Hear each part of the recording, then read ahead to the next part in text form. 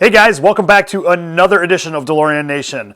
On this episode, we are going to be revisiting our second episode, episode 2, which saw Mike and Leo go on an adventure and bring back VIN 4942. Now, the really cool thing about 4942 is up until this point, it was a single one-owner car owned by a now 80-year-old man. So this is the first time we're getting to look at this car outside of his possession in this car's entire existence. So really cool thing to have at DMC Midwest. So we're really excited about it. So Mike and I are going to walk around the car, unbox it, so to say, see what's inside, take a look at the exterior, take a look at the engine, and then we're going to put it up on the lift and see what it looks like underneath. Hope you enjoy. Well, hello again, guys. We're here with VIN 4942. This is the vehicle from episode 2 that I picked up with my son Leo. And today we're going to do a closer look around and some better lighting. I'll get you guys a better look at the interior.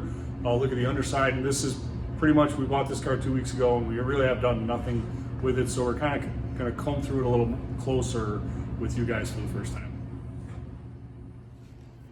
So we'll take a peek at the inside, see what we find inside here. We have to unpack it. So we got in here 4942, you guys can take a peek at. And let's see what we can find in here. So we got, looks like some car show stuff. I'm going to keep some of this covered up because it does have the owner's personal information on there. A couple of car show memorabilia. I love this. No sitting in cars. If you guys are new owners and you haven't taken them to shows yet, man, you open the doors and it invites people right in, and that can be frustrating. Car show etiquette seems to go out the window with these sometimes. Car show stuff. Yeah, these are good to have. They slow them down. It looks like some, I think this is door struts that he actually ordered from our shop previously. So we got out of here. We got pink pencil. Not bad. That's a keeper. Vintage transport extravaganza. 2017 car show, okay. That might be a washer bottle cap, I'm not sure. Looks close. Let's go. I'm gonna go around the other side. Did find a comical detail I'll show you guys. Got some quality engineering here. So, not sure exactly what's going on here. We got a side post battery to a charge post to a top post over to a stud, and she ends in a wing nut, so it ain't all bad. That's some quality German engineering right there. But yeah, the interior of this looks really good. Carpets look nice. There's a few spots, but nothing. It looks like it should clean up real well. Another railway museum guy. Looks like he had some fun at that show. Okay. Another please look, don't touch. Those are good to have, guys. Slows them down. See what's in the glove box. Ooh, we got a 1968 carpeted mat, so that's a keeper. What we got in here? Ooh, nice. Original owner's manual with the binding up at the top, so there are reproductions. I can tell this is not a reproduction. These are kind of cool. Colored, X-ray of the car. This is a cool one. So those are nice to have. That'll stay with the car. Let's see what we can find in the old trunk. In the trunk, yes.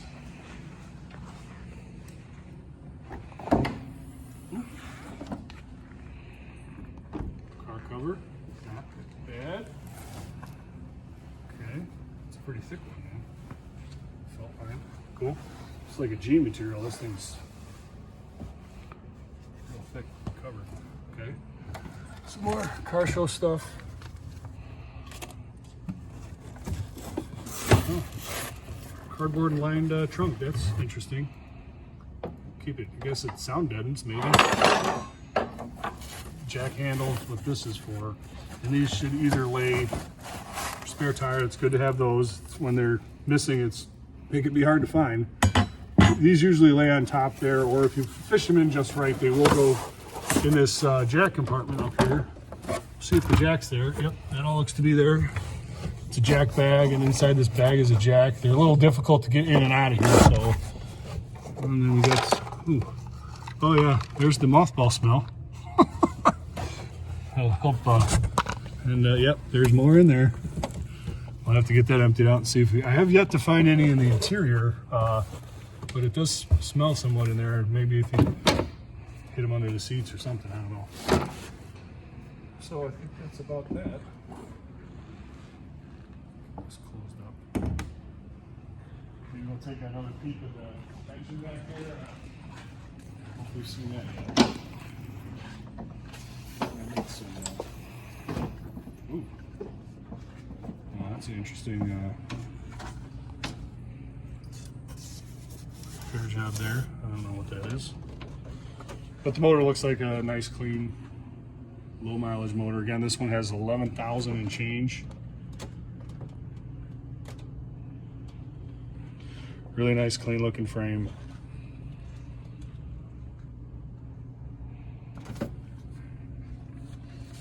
And let's get this thing up on a lift and see what she looks like underneath.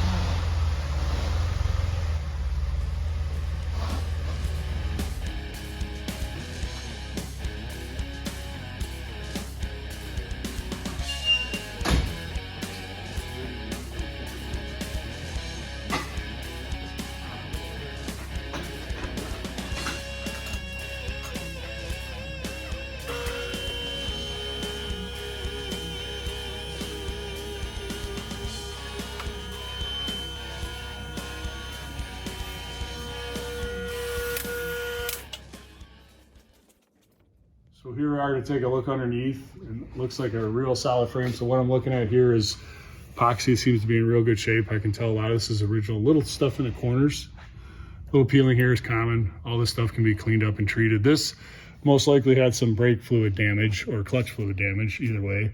That, you know, peels this epoxy loose, and you can see somebody's kind of sprayed this, but it needs to be kind of cleaned up and done again. A little overspray here, but and back up here at the front, we do have a tow hook that snapped off. Guys, when you get them towed, do not let them chain the car down. This is what happens when you chain them down too tight. Nylon straps or tire straps are a good way to go, and the nylon will give and it will not cause these to pop loose. But if you chain them, there's no give, and what winds up giving is the tow hooks, and then you got to repair it. It needs to be made. Taking a look at the rest of this frame. A real solid frame. Could use a little cleanup here and there, but epoxy is 98% intact and in good shape, and no real worries here. Look inside the all-important engine cradle back here, and inside here, that's kind of a hard shot to get sometimes. Get Kevin to shine some light in there and look at how great all that epoxy looks. Again, it's dirty, but you know that's to be expected. So 11,000. This one's got 11,665, I think, per mile. So it's got a little road grime on it, which is nothing to worry about. We'll take a peep in this other side and see if it's a good idea.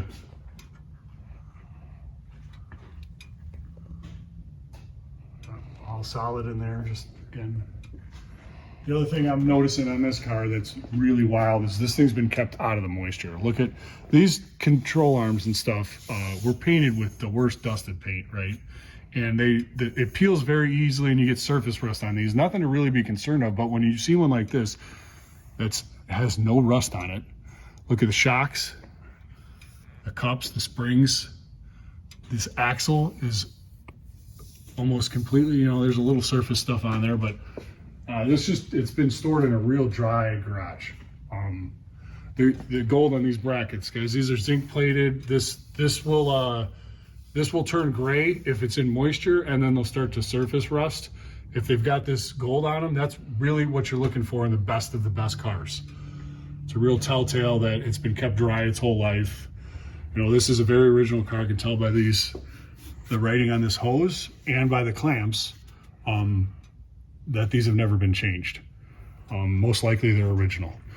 And the clamps too, this is an aluminum strap with a steel head.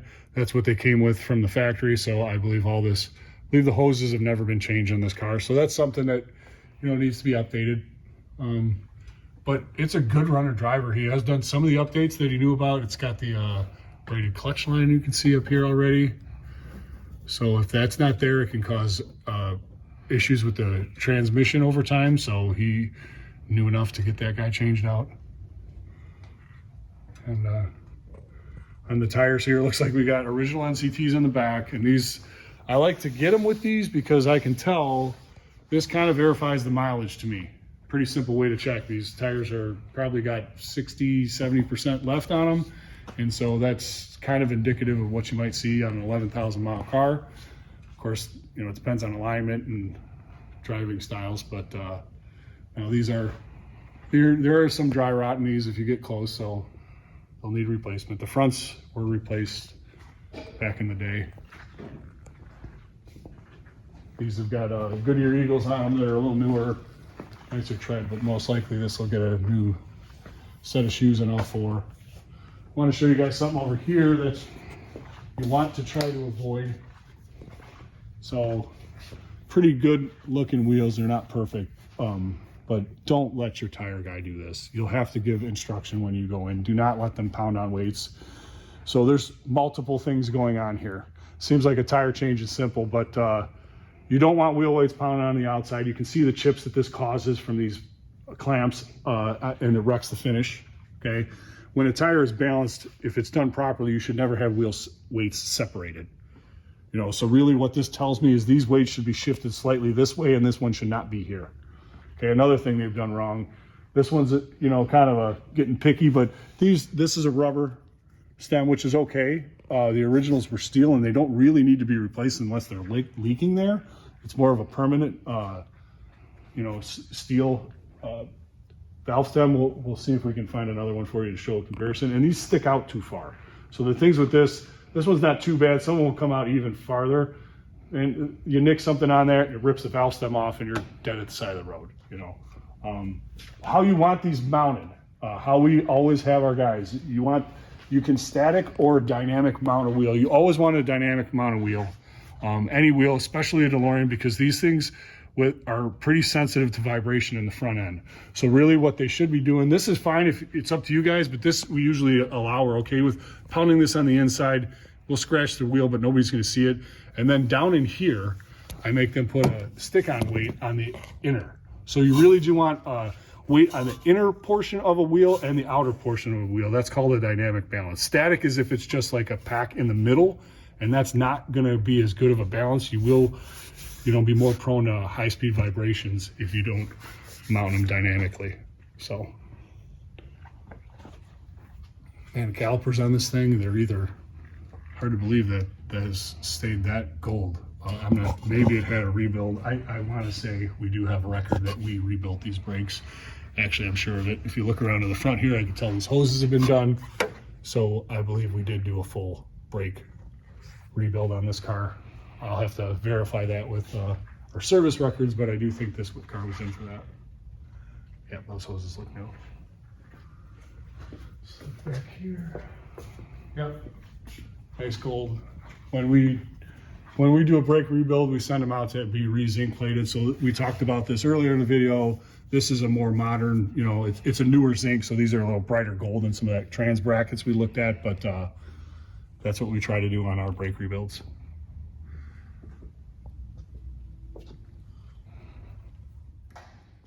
Well, guys, I think that's it for today. Thanks for taking a look with this. If you want to see more of these videos, please like and subscribe. Thanks for watching.